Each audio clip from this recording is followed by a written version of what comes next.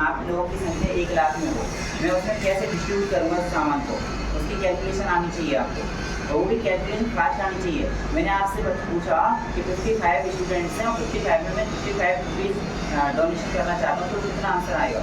आप उसका आंसर निकालने बस 1 सेकंड या कुछ 5 सेकंड के अंदर आंसर आना चाहिए। आपको डिस्ट्रीब्यूट करना आना चाहिए।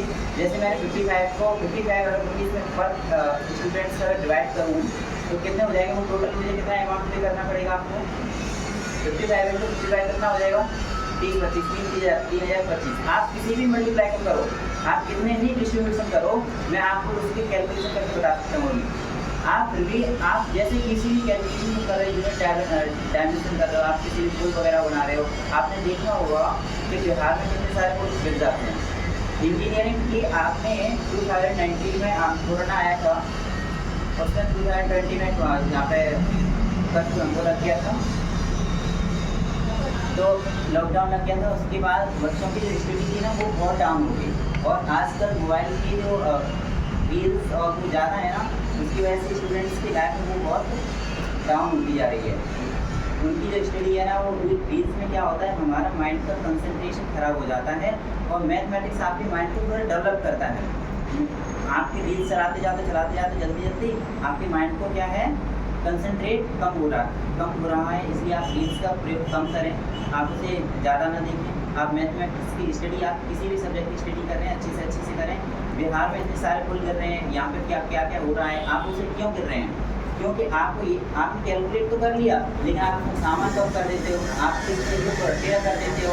आप इंजीनियर जो लगे हुए इंजीनियरिंग कर रहे हैं वहाँ पे, क्योंकि देखो इंजीनियरिंग का क्या जरूरत होता है, आप मैथमेटिक्स पढ़ रहे हो, मैथमेटिक्स का यही एडवांस में यूज है, आप उसे हर तरीके से यूज कर रहे हो। आप 10th तक मैथमेटिक्स बहुत कम है, क्योंकि आप उसे पढ़ाया जाता है 10th तक, क्योंकि आप इतना डेवलप हो जाओ, समझ पैदा कर सको कि आप लाइफ में यूजेबल कर सकें, आप रह सकें, कैसे आपको डील करना है, कि सामान को कैसे प्रॉफिट लाना है, सब चीज़ों को डील कर पाएँ। लेकिन फिर भी आप अगर इंजीनियर कर रहे हो, आप ये एडवांस में जाना चाहते हो, जे में जाना चाहते हो, नीट में जाना चाहते हो, तो उनके लिए आपको फिजिक्स का रोल और मैथमेटिक्स का रोल अच्छे से आना चाहिए। फिजिक्स है, अब बच्चे सोचते होंगे कि वो फिजिक्स नहीं पढ़ रहे हैं, फिजिक्स का भी रोल क्या होता है, जैसे आप इंजेक्शन लगा रहे हो, आपने लगा दिया एकदम से जल्दी से, तो फिजिक्स तो ये कहता है कि आप उसे कितनी प्रेशर पे कितना लगाना चाहिए, हमें कितना इंजेक्शन को दबाना चाहिए, कितने पेशेंट से लेना चाहिए, कितना फोर्स लगाना चाहिए, हर चीज़ को स्टडी किया जाता है। उसमें एलिमेंट का आपकी बहुत सारी चीज़ें दी हैं जो कि पढ़ाया जाता है, सेंसिफिकेशन और वो बहुत सारी चीज़ें होती हैं, पार्शियलीकरण वगैरह जो दूध के लिए होता है, बहुत सारी चीज़ें पढ़ाई जाती हैं जो लोग मुझे अभी याद नहीं रहेंगे, तो मेरे 1 साल से मेरे फ्यूचर कॉन्टैक्ट नहीं थे, बहुत कम हो गई है। तो आप अच्छे से स्टडी करें फिजिक्स की भी और मैथमेटिक्स की भी। मैथमेटिक्स आपको हर फील्ड में बताएगा। आप कोई भी मुझे एक चीज़ बता दो जिसमें आपको मैं इसका यूज करके बता दूँगा। आप कोई भी एक एग्जाम्पल लो, कोई भी चीज़ बताओ आप कहाँ पे यूज नहीं आता है, आप बताओ, मैं आपको ये बताऊँ कैसे यूज आता है। इसलिए आप मैथमेटिक्स की स्टडी ना ये मत सोचा करो कि मैथमेटिक्स कठिन है, मैथमेटिक्स ना इतना भी कठिन नहीं है।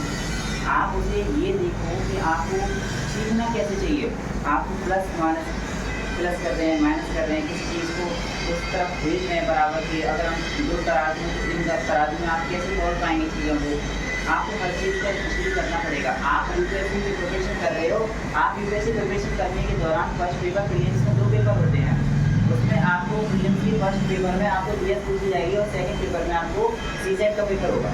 सीसेट के पेपर में आपको मैथमेटिक्स और रीजनिंग का बहुत बड़ा रोल है। मैथमेटिक्स आपको हाफ आएगा, हाफ, और रीजनिंग और कॉम्प्रिहेंशन, जिसमें से आपको मैथमेटिक्स पूरा सिलेबस में 50% आएगा। आप उसे कैसे डील को कर पाएंगे, आप उसे कैसे कैलकुलेशन कर पाएंगे, आप कोई किसी से बात कर रहे हैं, आपकी स्किल्स अच्छी होनी चाहिए। मैथमेटिक्स में आप कोई भी आपके पास पैसे का फंड आ रहा है, स्कूल के फंड आ रहे हैं, सारी कैलकुलेशन वगैरह सब चीज़ों को आपको अंडरस्टैंड करना आना चाहिए। आप जैसे सीसेट का आपने पेपर दिया, रीजनिंग का दिया, आप एसएससी का एग्जाम दे रहे हो, रेलवे का एग्जाम दे रहे हो, आपको मैथमेटिक्स रेलवे में आपको रीजनिंग मैथमेटिक्स आपको मिलेगा ही मिलेगा। जीएस होते हैं, जीएस में आपके बहुत सारे सब्जेक्ट हैं, उनको मिलाकर भी ना मैथ और रीजनिंग ज़्यादा होते हैं। जीएस में कितने सब्जेक्ट होते हैं पता है आपको? जीएस में 9 सब्जेक्ट आपके होते हैं, जिसमें से आप और बांटना चाहें तो और भी बांट सकते हैं। हिस्ट्री, इकोनॉमी, जैसे आप रसायन शास्त्र, ये आपकी physics, chemistry, bio, history, economy, ये पॉलिटी, ये और करंट अफेयर, स्टैटिक, जीके वगैरह बहुत सारे ऐसे सब्जेक्ट होते हैं जिनको आपको स्टडी करना पड़ेगा आफ्टर 10। जैसे आप अच्छे से अच्छे आप मैथ में कर पाएंगे उतना ही आपके लिए बेटर होगा। इसलिए कहा जाता है कि मैथमेटिक्स कैलकुलेशन को सीखें। आप कैलकुलेशन को कैसे लिए आप उस पर ध्यान दें। आप क्वेश्चन को रखिए मत, आपके ये लाइन ऐसे लिखिए, ये लाइन ऐसे लिखिए, ऐसे लिखिए, ऐसे नहीं काम चलेगा। आपको आफ्टर 12 आप अगर किसी भी कॉम्पिटिशन एग्जाम के लिए तैयारी करनी है ना, उसके लिए आपका बेस ना 10th तक बहुत बेटर होने वाला है। 10th तक आप उसके अच्छे से करिए, क्योंकि 10th तक का ही कोर्स यूपी में आता है। और फिर अगर और आप ऊपर जाते हो ना तो उसमें 12th तक का आता है। आप यूपीएससी चेक कर देते हैं ना, लिख तो देते हैं कि 10th तक का सब्जेक्ट है, 10th तक का आपके लिए सिलेबस पूछा जाएगा, लेकिन पूछते वो 12th तक का ही है। 10th तक पूछ लेते हैं, कह देते हैं आपके सिलेबस आएगा ना, उसमें लिख के आएगा कि 10th तक पूछेंगे, लेकिन 12th तक पूछते हैं वो। और 10th तक पूछते हैं ना, बट 10th तक वो आपने पढ़ा होगा ना, उसमें से आपको एक क्वेश्चन भी नहीं आएगा।